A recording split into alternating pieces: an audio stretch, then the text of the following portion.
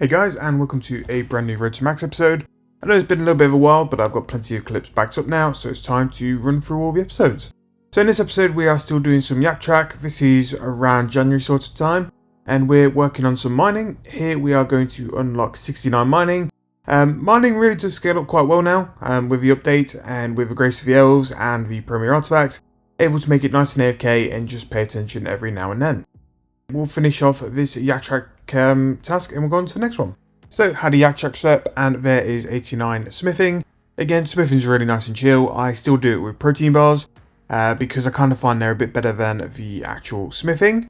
While doing the smithing as well, we were able to unlock level 74 invention through the hammertrons, which is pretty nice considering we've not done any invention with combat just yet. 74 is pretty good. So these clips were back when the Christmas event was still on and the wrapping paper. And here I've got 70 mining from the yak track. 70 mining was actually a pretty big goal. Unlocked quite a lot of stuff. Able to now gather fragments for the golem outfit, crystal pickaxe, nechrite ore, which is actually decent money as well, as is phasomite. Yeah, pretty decent to be fair. 70 mining was, it didn't take me too long either. Again, I can AFK it and I can do it with yak track as well, which gave me a reason to mine anyway. But this was my first I fucked up moment on this account. Now, for weeks prior to this, I was going to keepsake my untrimmed divination cape, and I was just lazy, and I just didn't get to it, and I just didn't do it. And I accidentally clicked on a celebration lamp and got 99 agility. So, yeah, I'd got 99 agility just from doing Silverhawks with everything. Pretty much from the start of this account, all I've done my skilling with has been with Silverhawks. So I've just got passively 99 agility just by doing that. And it didn't even cost me that much. Silverhawks prices are really cheap at the minute. And with the amount of Silverhawks you get from like the Christmas event and stuff like that, the untradeable ones, it really means that agility is quite cheap now. I will still be doing it and still using them because I think 120 agility is quite cool, but I did mess up quite badly and get to 99 agility. So that is why in a couple of the thumbnails as well, my cape has been trimmed.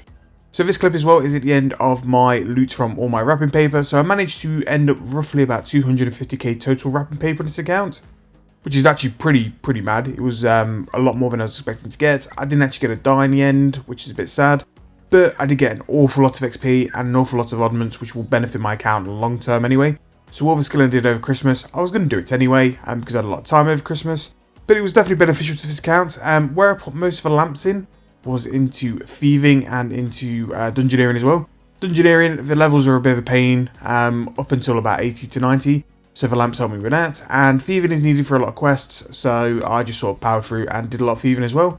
In terms of other drops, again, the 35k oddments were massive, got a few Silverhawk feathers which were untradeable, which was nice. The springs were nice, apart from that it was just mainly a bit of GP as well. But the Christmas event this year was very good. I think it was very beneficial. I really benefited on this account. Those oddments will be used in certain spins on promotions which are worthwhile, and it basically gave me a reason to skill. So with all the oddments I got from the Christmas promo, I wanted to use them on the best promos possible with Treasure Hunter. Now with the Shining Prismatic promos, the lamps give you 70% extra XP compared to normal ones. So I thought that was something very worthwhile to spend my oddments on. And here you can see I get 82 dungeoneering. Now with the oddments, I'm limited to how many I can do per day anyway. So if it's something decent, I'll always try and do it as well.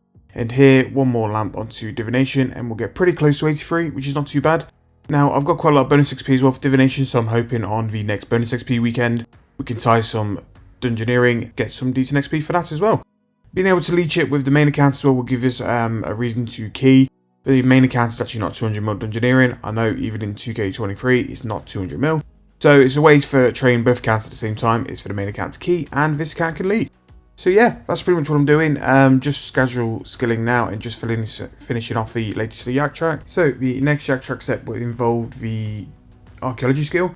And this is one step I really like, and especially because I hoard my Archeology artifacts quite badly. They're all sat in the bank and I can pretty much go through a step with no matter how much XP quite quickly. So here I'm going to get an Archeology level as well. Most of the recent ones have just been from harvesting the artifacts, and they've just been sat in the bank as well. In terms of what's in my bank, I've probably got 100-200 mil worth of artifacts in Chronos, but also an awful lot of Tetracompass pieces. Now when I get 99, I think that's when I'm going to loot all my Tetracompasses and actually do them, and then I can make the next set between 99 and 120, which will make a nice little video as well because it'll give me lots of XP in books, a lot of materials, and possibly a chance at the Matic. Archeology though, is still always will be my favourite skill, and here you see we got 94 Archeology, At the minute I am just still pretty much whoring the Sara and the Bandos spots, literally just for Tetracompass pieces. Zami would be an idea because the materials are actually really cheap for Zami, but for whatever reason I'm just sticking with Bandos because it's what seems to work best for me. So back in the promised land of World 84, just doing some casual herblore, and while I was doing archaeology I put some low offers in for some Toflox potions, and they actually made some serious profits. So because I pretty much imagined at this point in time a bonus XP was going to come up, brews were very low, so I thought there was definitely a chance to be able to make some profit. As you see, this is just getting 90 herb, but as always I've missed it. But yeah, we pretty much trained to this herblore level and we've actually made profit all the way up there. I'm hoping I can get to 99 and just make pure profit, just to show that herblore is now no longer a pure buyable. You can buy it for GP if you wanted to speed, but if you wanted to make GP while doing it and get some decent speed as well, you can still do that as well. I was doing brews and I think I was getting something like 400, 500k an hour, which wasn't too bad considering I'm not the quickest either. So we're still here in our favourite world, just about to get 91 herb, pretty much flying through these brews now. I've got quite a lot of skilling supplies stored in the bank, so I think it's time to work through them. Once we finish all these brews, I've got a nice stack of raw dragon hides, which should hopefully finish crafting. If it doesn't finish 99 crafting, it will definitely get us very, very close. And this is what I like to do. When I'm going to go and do something like archaeology and stuff, I will put lowball offers in for skilling supplies, which means when I do come back, I can profit from some Bible skills because I bought the materials so low. And I do encourage you to do the same as well. Herblore for me, this is 91 I've just gotten now, and it hasn't cost me anything. I've actually made quite a lot of profit with it. Don't get me wrong, at points I've done some really slow potions. I did pretty much prayer potions till like level 70, 75.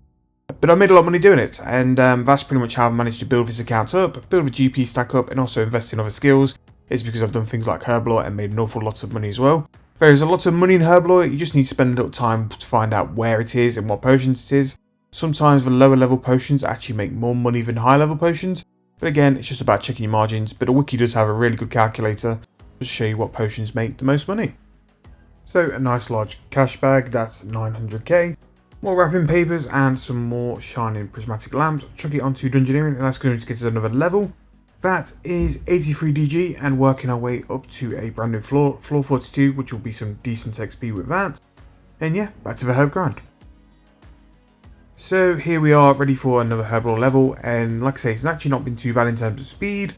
These are brews, been working our way through them, and I'm hoping to make roughly about 4 to 5k per potion. Got 10k in the bank, so 40 to 50 million to the cash stack just by doing these as well, which isn't too bad. I'm really considering starting to look at buying a Brooch of the Gods. With how much I'm using portables and portable skilling, I think a Brooch might bring us a bit more extra money in as well. Not only a Brooch, I think it might be worth looking at something like Flash Powder Factory very soon. The items from there, especially like the Botanist Mask, are just going to make even more money with herblore. Herblore might definitely be a skill we're looking to get to 120 on this account, because there's just pure profit in herblore. And I think those two items will really make some more money, so that's something for the future. But in the meantime, I'm going to work through these skills. Like I say, in this episode, we've mainly done herblore, but I've still got plenty more herblore supplies, along with a lot of crafting supplies in the bank for the next episode. But we're plodding through the Yak Track this episode. We've done a couple of requirements, we've got a couple more steps, and this next episode we'll be getting some more levels onto the next set of skills. Not only that, we actually got our second 99 on this account as well. We got 99 agility. I have been holding it back on the 99s a little bit because I really did like the Untrimmed Divination cape. Like a dumbass, I didn't keepsake it, which I really should have, so it is what it is. It's done with now. We may as well just move on with it. So yeah, I pretty much expected to get a couple more 99s very quick. And yeah, work towards maxing this account as soon as possible, because once this account is maxed, this will be the account to do a lot of challenges on, rather than just clean out the main account and just do that again. But hope you guys enjoyed. If you have, please like the video, subscribe to the channel, and I'll see you guys very soon in the next episode.